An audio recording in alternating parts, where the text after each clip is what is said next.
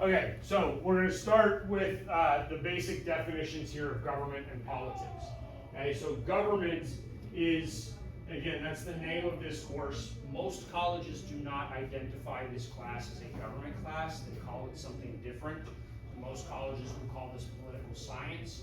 They're going to focus more on the politics aspect. I'll be honest, when we go through this, I will focus far more on the politics than the government, because government is, by definition, just the institutions that enact policy.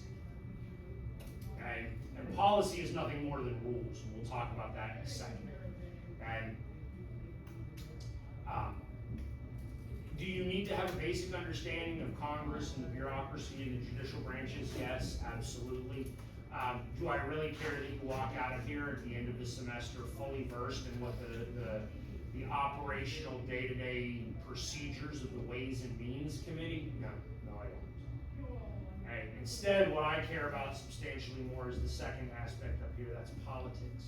Right? So if government is the institutions that enact policy, politics is the conflict or the debate or the disagreement or the discussion over policy. Okay? And so we can use any one of a number of policies as sort of a general example, right? But policies are the actual programs that are being implemented by government, right? And it's worth understanding that the policies, and the reason why I think the politics is sort of more important here. Let's take the policy of education, yes? Anybody in here want to argue that like K-12 education is not a good idea? Okay, so all of us are in agreement that free public education is a policy we would like to pursue, yes? And that being said, for however many people are in the room, you would have that many different opinions, even though we all agree education is good, of how to implement the policy, right? What the nuances are for the policy. And again, I would venture to guess, if I was to ask you to raise your hands, how many of you think the education system today needs to be fixed, modified, changed, right? Most of us are raising our hands. Okay? Very few people think that the education system is great the way that it is. And if I were ever put in charge of education, I would make drastic changes. Right? I would start segregating kids at like 15. Right? Because I would teach classes differently, like basic class, this class, for instance. Right? This class is a college prep course. What am I going to teach? I'm going to teach politics. Politics is theory. Right? But I'm doing it that way because obviously this is dual credit and all of you are off to college, right? But if I was teaching this class to a bunch of kids that want to become plumbers and welders and electricians, which are skilled jobs that are absolutely in need in the United States, it's not a knock on them at all. But do they need the philosophical understandings? Not nearly on the same depth that y'all would, right? And I still need them to get some philosophical understandings. Like they need to understand that this country is predicated on the idea of like individual freedom, for instance. But take a different class, economics, right? Economics, you should next semester learn a wide variety of things about governmental behaviors and decision making and trade-offs and ideas of scarcity and concepts like that, right? Do I need an electrician to fully grasp any of that? No, absolutely not. Right? What should an electrician be taking in high school? Probably a class that teaches him how to file his taxes and balance his checkbook. Right? We don't teach that. Right? We just expect you to somehow figure that out on your own in adulthood. And so that would just be one example of the various policies that could be enacted. Okay? The second thing that I'm going to say is that government exists in order to provide what we would identify as public goods. And public goods are those goods that it's just not feasible or tangible for each of us to have to do individually on our own. And the easiest, best example I can give you of this, right? All of you came to school today, right? So you got up, you left your house, and you traveled here. As you traveled here, you actually, had to go if we didn't have public roads across other people's land, yes? Right? Which means that if we had the absence of government, right? Government not providing these structures and these goods, right? We would exist in an anarchic state, and then when you woke up this morning, you would essentially have three options if you wanted to come to school, right? Or if you wanted to go anywhere, because technically school wouldn't exist, because this is a government institution, right? But if you wanted to go anywhere, you would have three options, right? Number one, option one, don't. Can't go anywhere, right? You can only stay on your own land because that's what you own. Option number two would be to buy up enough land that you could use it as a means of, like, travel from wherever you are to wherever you want to go, okay? Or number three, you could go like door to door and knock on everybody's door and ask for permission to cross their land in order to get where you need to get. Obviously, option one is bad for you psychologically, right? We're a social species, we don't need to live in isolation, so option one is bad psychologically. Option two and option three are really just not feasible, right? They're just not efficient, right? And option two in particular, right? What happens when Mason buys up land to go from his house to some sort of farmer's market so he can buy food, and I'm buying up land to go from my house to my church, right? And those two paths cross one another. Who owns the intersection? How can you enter? Am I gonna have to, like, if he bought his land first, am I then going to have to, like, buy land to circumvent what he owns to get to where I'm trying to get? Like, it's not practical by any stretch of the imagination. Okay? Now, once we have established the idea of government, then the next thing we need to do is figure out who is going to be in charge, or who's going to actually govern. This probably shouldn't need to write down, but there's essentially three ways to do this. Very, very simple, right? Should have learned this in 8th grade.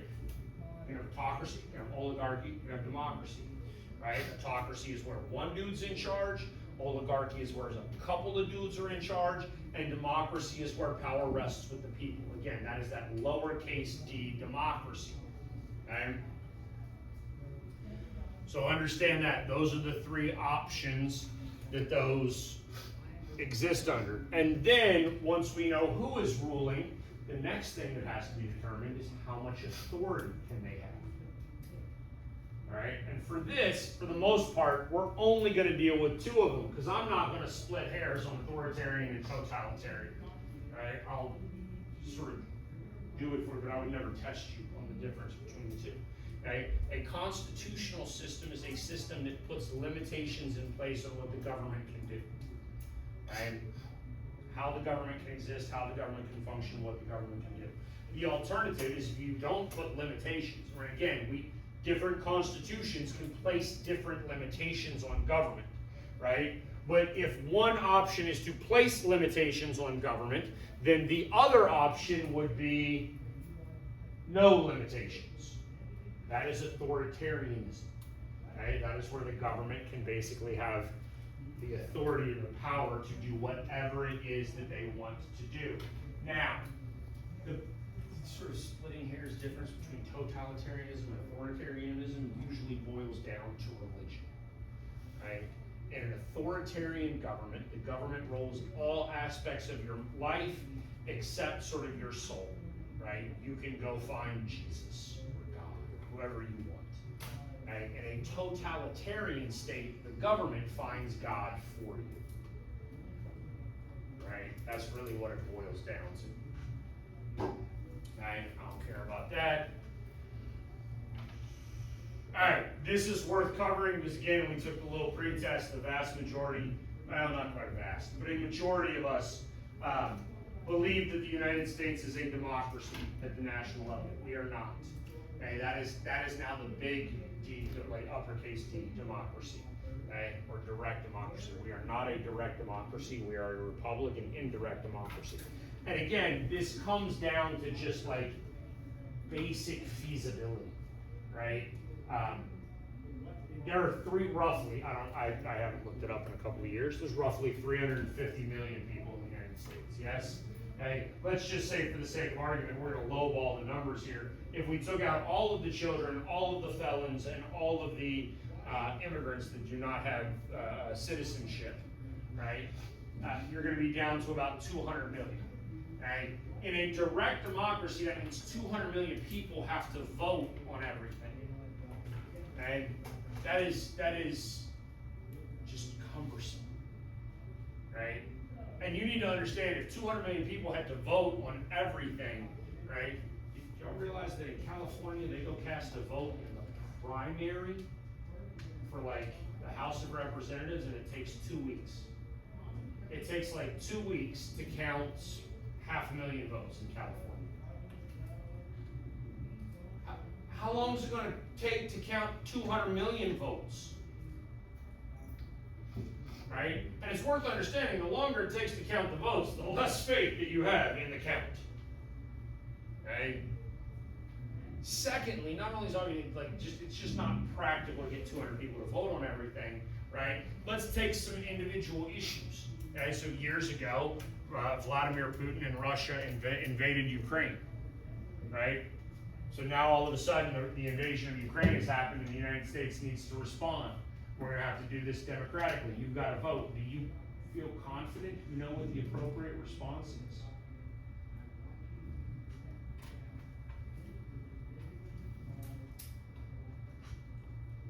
And understand, this is not a matter of ignorance or like stupidity, right? There's just not enough hours in the day for everybody to educate themselves about every single issue. You just can't. You can't know that much. And when you talk about politics, I told you, if you put 20 people in a room and you ask 20 people how to fix the American education system, you won't get 20 different responses.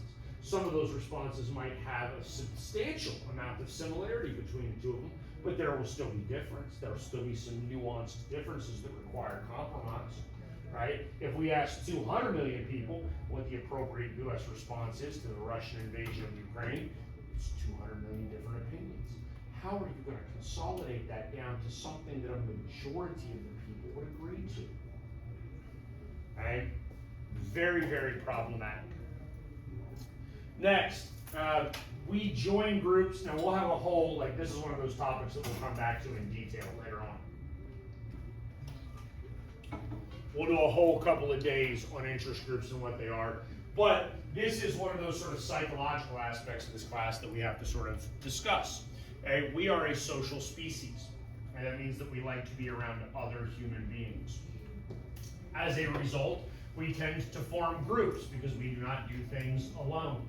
Right? And so it is worth understanding that the concept of the idea of joining groups was something that would have existed all the way back in the days of the founding, and it actually would have been a completely benign, normal occurrence. In fact, we had this theory, right, and that's the bolded word up there, called pluralism, that was supposed to exist. Pluralism was the idea that you would have a whole bunch of different groups, right? Those different groups would all wield a very small amount of the power, and as a result of them all wielding a very small amount of the power, they would have to compete with one another and have the best ideas sort of prevail. That competition would then result in cooperation and moderation, right? Because nothing screams American government like cooperation and moderation. You understand this is not working, right? We do not cooperate and there is no moderation, but this was the idea. This was the theory behind pluralism. Okay? So that was the general concept. We wanted to do that. Ultimately, what really ends up happening is we've created so many groups, and those groups basically have consolidated under Republican and Democrat, right? That we've created a concept called hyperpluralism, and even when one group sort of is created in order to get something done, a subsequent group is created to prevent the first group from accomplishing what they wish to accomplish. Because I don't care what the idea is, there's always somebody that's going to believe the alternative, right? And so the very ease at which we can organize and join groups and all of that makes that problematic, right? The next aspect of politics that we need to cover is that politics is participatory in nature. right? Now the easiest, simplest, most basic form of participatory politics is you going out and voting, right? And so as you go and turn 18, this is actually one of the things that I do in school. I go from class to class, right? And I register students to vote, and I do that in order to, try to increase voter turnout, because I think it's important and it's a very easy way for you to participate. Right? Aside from that, the other means of political participation I want you to understand are all constitutionally protected, right? Meaning that they're like expressly protected in the Constitution. In order to participate in politics, first you have to be able to speak about politics, yes? That is freedom of speech. You need to be able to write about politics. That is freedom of the press. You need to be able to join a group of people that are like-minded, that want to accomplish what you want to accomplish. That is freedom of assembly. And then you need to ask the government to do what it is that you're seeking to accomplish. That is a right to petition. All four of those are in the very First Amendment to the Constitution of the United States.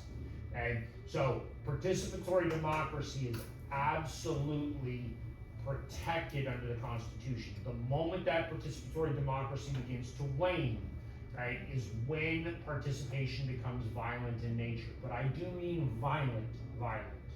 Okay? I don't mean you hurt my feelings. Okay? There is no obligation to be polite or kind in political protests.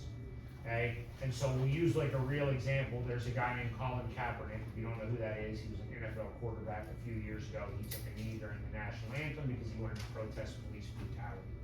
Right? There were a bunch of people that came back and they were like, that's wrong, that's mean, like, that, the flag stands for this, or the flag stands for that, or the anthem stands for that, you shouldn't do it that way, like, hey, police brutality is wrong, but like, your protest is disrespectful. Maybe, that's your opinion, you're entitled to your opinion, yes? Right? But the fact that you believe that is a disrespectful behavior, right, doesn't make it constitutionally or legally impermissible. Okay? You are under no obligation to be kind or polite, constitutionally or politically. Okay? All right, this brings us to the next vocab word that we're going to need to know throughout this course. That's efficacy. Okay? That's this word down here. Okay? This word is really only used, it's only used in political senses for the most part. And over the course of time, political scientists have basically broken down efficacy into two different topics, right, or two different subsets. First is internal efficacy, second is external efficacy, and we'll cover both. Okay? Internal efficacy is basically like political knowledge. How well do you understand what is going on in the United States, or how well do you understand American governance in general, right? And just so we understand, for the most part, the majority of Americans, in fact, close to 70% of Americans, believe that they have a pretty good internal political efficacy, right? So what that means is if I were to ask you, like, how many of you know who the President of the United States is? Wonderful, right? How many of you can name the three branches of government? Yeah, that, I want you to understand, when we're talking about internal political efficacy, it's those concepts. It's not what is the right response to Russia versus Ukraine.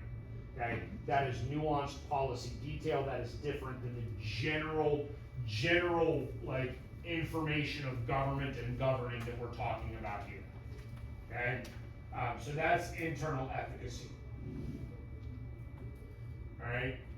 Digital citizenship is at least worth knowing because obviously as we've moved into a more digital age, more and more people are participating digitally. So this is a concept that we will talk about over the course of time. All right. But it's a very easy way to engage in politics, and it's a very easy way to engage in politics that crosses a bunch of boundaries, right? Politics used to be very, very local, right? Now you can be a Democrat sitting in Texas and engage with other Democrats in California or New York or wherever else, right? You don't have to be just physically close to them, right?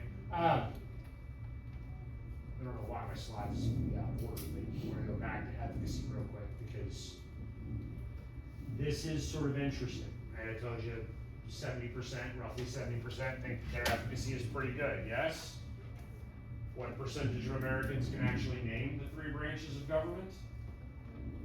A quarter. And one of the things that you will realize, yes, you should have that look on your face. That is alarmingly sad. Okay? But one of the things that I want you to understand, do 70% of Americans have a decent internal political advocacy then? The answer is yes, because it's self-identified. Right? A lot of what we're going to do in here is self-identified, right? Are you a Republican? I don't know. Do you claim to be? Then you are, right? You can claim to be a Republican and only ever vote for Democrats. And are you a Republican? Yes, because you said you were. Right? So it's worth understanding. It's worth understanding that, right? And then again, it also just sort of generally depends on like what individual topic you're talking about there, right? External efficacy is a little bit different. External efficacy is your ability to actually influence what is going on in government, right? And this is one of my least favorite things to talk about in politics, because this is I always feel like a terrible teacher when I say this, right? But your ability to influence politics, are you going to change the world? No, you can't change the world, right? You're not going to change American government. Most of us actually have a really bad external efficacy, right? And it's worth understanding that most Americans don't think the government is actually listening to them or responsive to them, or that they have the power to make government listen to them or respond to them, right? That being said, if we go back long enough ago, right, again, you go back to 1960, right, and actually the majority of Americans felt like government did listen to them, and they could influence government, right? What happened from 1960 to the present that drastically changed that? What was the event? Vietnam War, right? And more importantly, or more specifically than the Vietnam War, really comes the Pentagon Papers, which is leaked government documents about the Vietnam War, where we realize the government went into a war with no idea, right? No idea how to win the war, no idea what winning the war meant, no idea how to end the war, when to end the war, what the goal of the war was, the purpose. They knew nothing other than they were going to send kids to Vietnam to go die. That's pretty much all they did, right? This is up here only because it's stuff that we'll deal with over the course of the semester, and so obviously if we're talking about like American political culture, we probably ought to talk about who Americans are as well, but we'll actually get into this in far more detail when we get into actual participation, because one of the things that this class does, right, and this is actually one of the things that I genuinely sort of love about this class, right, this is political science, right, and I will call it that because that's what I want to do. I want to do political science rather than just teach you like the structures of government. That's fact recall. That's not that much fun to me, right? But political science is a soft science. Do we know the difference between soft sciences and hard sciences? Campbell, what's the difference? One's based on theories, and then the other one is like strict. Not strict. Well, You know yeah, I know what you're saying. The word we use. So hard science has laws. Yeah. Soft science has theories, right? So gravity is a law, right? That's a hard science. If I drop this book, it will fall, and it will fall until it meets a force that stops that fall, right? That could be the ground, that could be my desk. Lauren could get up and come over here and catch it as it falls. She becomes the force. It doesn't matter, but the law says that the force, right, that it falls until the force stops it, essentially, right? That is it. And there's no way to break it. It doesn't matter. I can drop the book 1 billion times. The same thing will happen every single time, right? Political science is a soft science. It is very theoretical. And one of the ways we deal with things in political science is as we're looking at these theories and we're looking at sort of predictive behaviors, we like to break things down in political science. A lot of the soft sciences do, based upon demographic factors, right? Meaning that we're going to lump people together by age, race, religion, gender, region of the country, backgrounds, socioeconomic status, occupation, all sorts of different things, right? And so ultimately that's sort of the idea of who are Americans and whatnot, right? And it's worth understanding, right? When we look at any one of these factors, and again, we'll go into them in more detail later on, right? But again, let's just look at like age, race, religion, and socioeconomic background, right? Do all of you have an age, a race, a religion, a gender? Actually, let's even throw out socioeconomics. Let's just go with those four, right? If you have an age, a race, a religion, or a gender. Everybody does. Even if you're agnostic, we're going to count that as a religion, right? The absence of religion is religion. And what that means is that even on its simplest, most basic level, you exist in four different groups, right? As we go through this stuff theoretically and we challenge what happens when one group that you fit in is diametrically opposed to another group that you fit in.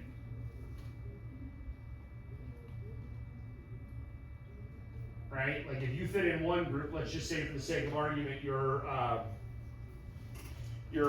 white person, right? White people tend to be Republicans, right? But you're Catholic, and Catholic people tend to be Democrats, right? So you're a white Catholic. What do? The reality is you do whatever you want. Yeah? I mean, you're not locked into anything. You have autonomy. You have free will. You have agency. Okay? That just means the ability to choose. So it's worth understanding, and I do want to make sure that we're clear on that.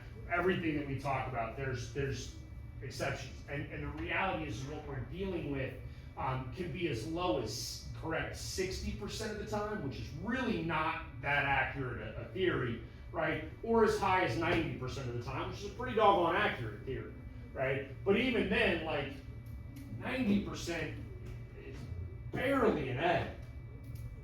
Barely. Okay? And that's where we find ourselves. The next thing I want to talk about in terms of political culture is we need to understand sort of the three founding values of our political culture. First is liberty. We've talked about that. We know that liberty is synonymous with freedom. So this is an emphasis on individual liberty, individual freedom, the ability for us to do what we want, when we want, as we please, because we are born free. That's what we believe. Right? The second one is actually third on that list. We'll talk about democracy, right? Because if I have freedom, right? If I have freedom, it's worth understanding that government takes that freedom from me. Right? I need you to realize that, right? You actually do not have absolute freedom because you have voluntarily given up your absolute freedom. How have you voluntarily given it up? You've joined civil society and allowed government to take it from you. Right? Why did you allow government to take it from you? Because of democracy, because of the concept of consent to the governed, right? But you gave government the power to do what it's doing. Okay? That's the idea behind democracy. That's why the Declaration says consent to the governed. The Constitution begins with we the people. Okay? The third one up there is arguably the most important, especially because it is the most concerning today. Okay? That is equality. And one of the things that is beginning to happen today is we are beginning to see people not use the word equality, and instead use the word equity. Equity and equality are not the same thing. Okay? They're not at all in any way, shape, or form. Okay? We do believe in equality in this country. Now, have we always lived up to it? No, obviously not, but it is a founding principle, right? And we've gotten much better at it over the course of time, right? Equality is about opportunities, right? So all of you are starting your senior year of high school, and as you started your senior year of high school, right, all of you have the opportunity to go to college. Of course you do. You're sitting in a dual class, so you're sitting in a college class right now. Does every high school senior in America right now have the opportunity to go to college?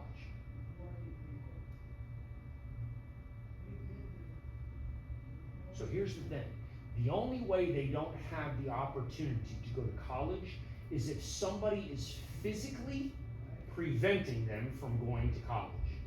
So I would actually argue the only one who doesn't have the opportunity to go to college would be somebody that is incarcerated, okay? Meaning in prison. Okay? Or I guess technically they could be enslaved, but then that's a violation of individual liberty. Okay? Now, does every kid in America have the opportunity to go to college debt-free? No. Right? But what is debt-free?